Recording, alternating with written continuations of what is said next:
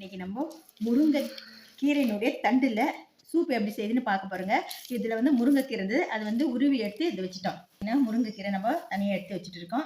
இதனுடைய தண்டு இது முருங்கைக்கீரை எடுத்துட்டு அதனுடைய தண்டு இந்த இது தண்டுங்களை மட்டும் ரொம்ப இலசா இருக்குது. இது மாதிரி நம்ம கிள்ளி எடுத்துக்கலாம். எடுத்துக்கிட்டு இதை நல்லா தண்ணியில் அலசிட்டு நம்ம இன்னும் எவ்வளோ வேணுமோ அந்த அளவுக்கு எடுத்துக்கலாம். எடுத்துக்கிட்டு தண்ணியில் போட்டு அலசிட்டு ஒரு பாத்திரத்தில் போட்டு நம்ம சூப் எப்படி வைக்கிறதுன்னு பார்க்கலாம்.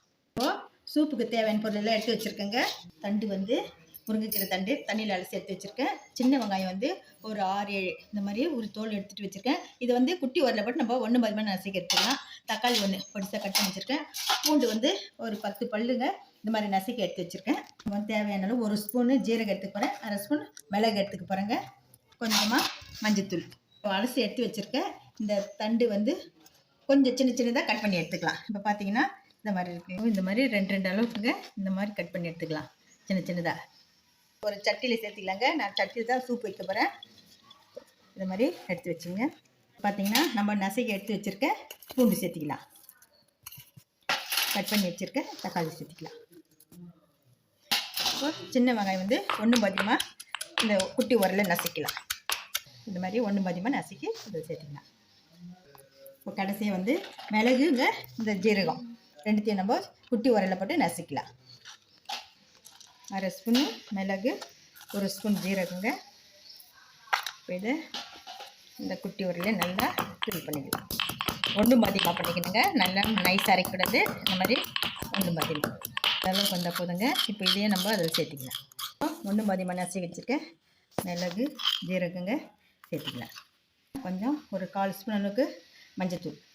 பச்சை மிளகாய் 2 முழுசாக சேர்க்குறேங்க. உங்களுக்கு வேணும்னா சேர்த்திங்க, வேணும்னா விட்டுடுங்க. நான் 2 பச்சை மிளகாய் சேர்த்துருக்கேன் சின்னதாக. இப்போ இதில் வந்து தண்ணி 4 டம்ளர் தண்ணி வைக்க போகிறேங்க.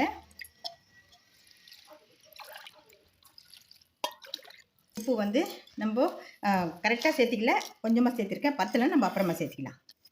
இப்போ இதை வந்து கேஸ் பற்றி வச்சு நல்லா கொதிக்க விடலாங்க. நம்ம கேஸ் ஆன் பண்ணிக்கலாங்க. இப்போ நல்லா கொதிச்சு வரணுங்க. நம்ம அந்த ஜூஸ் எல்லாம் இறங்குற அளவுக்கு கொதிக்க விடணும். கீரையில் செய்யறது சூப்பு விட இந்த மாதிரி முருங்கைக்கீரை தண்டு அதில் செஞ்சால் முழுமையான சத்து நமக்கு கிடைக்குங்க. இப்போது இது போட்டு மூடி வச்சுட்டு நம்ம கொதிக்க விடலாம். 10 நிமிஷம் ஆச்சுங்க. இது மூடி வச்சு பார்த்திங்கன்னா நல்லா கொதிச்சுட்டு இருக்கு பாருங்கள். இந்த அளவுக்கு நல்லா கொதிக்கணும். அந்த தண்டில் இருக்கிற சாரெல்லாம் உள்ளே இறங்கணுங்க. அந்த அளவுக்கு கொதிக்க விடணும். இப்போ இன்னமும் ஒரு 5 நிமிஷம் கொதிக்கிட்டுங்க. மொத்தம் 15 நிமிஷம் இந்த சூப்பு சேர்த்துக்குங்க. பார்த்திங்கன்னா நம்ம போடும்போது தண்ணி கலர் பார்த்திங்கன்னா இப்போ நல்லா கொதித்து அந்த சாரெல்லாம் இறங்கியிருக்கு. இன்னும் ஒரு 5 நிமிஷம் கொதிச்ச பிறகு நம்ம சூப்பு கீழே இறக்கிடலாம். பார்த்து நல்லா கொதித்து வெங்காயம் தக்காளி பூண்டு அதனுடைய ஜூஸ் எல்லாம் நல்லா கொதித்து சாறு இறங்கிருக்குங்க. இப்போ நம்ம உப்பு ஏற்கனவே கம்மியாக போட்டிருக்கோம். நம்ம வந்து உப்பு அந்த அளவுக்கு சேர்த்து கொஞ்சம் குறைச்சிட்டு சேர்த்துக்கலாங்க. இப்போ இது மேலே வந்து கொஞ்சமாக கொத்தமல்லி தழை, சும்மா 2 துண்டு கருவேப்பிலை சேர்த்து நல்லா கலந்து விட்டுடணும். நம்ம கீரையில் செய்கிறத விட இந்த மாதிரி தண்டு வச்சு செஞ்சால் நல்லா இருக்குங்க. அதனால் நீங்கள் சூப்பு செய்யும்போது முருங்கைக்கீரை தண்டு வச்சு செய்யுங்க. இந்த ஸ்டேஜில் நம்ம ஸ்டவ் ஆஃப் பண்ணிக்கலாங்க. இது பார்த்திங்கன்னா வடிகட்டவே தேவையில்லைங்க. நம்ம வந்து அப்படியே இந்த சூப்பு குடிக்கலாங்க. நம்ம இது வந்து மென்று சாப்பிட்டா ரொம்ப நல்லாயிருக்கும். அந்த தண்டு மட்டும் விட்டுட்டு இதில் இருக்க தக்காளி பூண்டு வெங்காயம் இதெல்லாம் வந்து நம்ம மென்று சாப்பிட்டா நம்மளுக்கு உடம்புக்கு ரொம்ப ஆரோக்கியமாக இருக்குங்க. இதில் பார்த்திங்கன்னா பிபி அதிகமாக இருக்குது பாருங்க, அவங்க வந்து கண்ட்ரோலுக்கு கொண்டு வந்துடுங்க. பிபி அளவு குறைச்சி காட்டும். அதே மாதிரி உடல் எடை அதிகமாக இருக்குது பாருங்க, அவங்களும் இந்த முருங்கைக்கீரை தண்டு சூப் வச்சு கொடுத்தா அவங்களுக்கும் அந்த எடை கொஞ்சம் குறைச்சி காட்டுங்க. ஏன்னா இந்த ஆஸ்துமா இருக்குது பாருங்க, அவங்க வந்து இந்த சூப் வந்து அடிக்கடிக்கும் வச்சு கொடுத்தா அவங்க உடம்புக்கு ரொம்பவே நல்லதுங்க. இந்த ப்ரெக்னென்ட் லேடி இருக்காங்க பாருங்க, அவங்களும் இந்த இரும்பு சத்து இருக்கிறதுனால இந்த சூப் வந்து அவங்க அடிக்கடி வச்சுட்டா அவங்க குழந்தைக்கும் அவங்களுக்கும் ரொம்பவே ஆரோக்கியமாக இருப்பாங்க.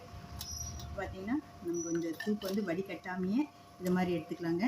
ஏன்னா உங்களுக்கு காரம் அதுவே போதுன்னா அப்படியே குடிங்க. இல்லாட்டி கொஞ்சமாக மிளகுத்தூள் சேர்த்துக்கிங்க. நம்ம சேர்த்துக்கிட்டு சின்னதாக ஒரு கொத்தமல்லி தழைங்க, நல்லா வாசனையாக இருக்கும், டேஸ்ட்டாகவும் இருக்கும். மறுபடியும் இந்த சூப் வந்து அப்படியே நல்லா வெதுப்பாக சூடில் குடித்தா ரொம்ப நல்லா இருக்குங்க. குழந்தைங்களுக்கும் வாரத்தில் ஒரு முறையாவது இது மாதிரி சூப் வச்சு கொடுங்க. ரொம்ப ஆரோக்கியமான ஹெல்த்தியான முருங்கை கீரையுடைய தண்டு சூப்புங்க. இந்த மாதிரி செஞ்சு பாருங்கள். இந்த வீடியோ பிடிச்சிருந்தா லைக் பண்ணுங்கள், ஷேர் பண்ணுங்கள், சப்ஸ்கிரைப் பண்ணுங்கள். நன்றி.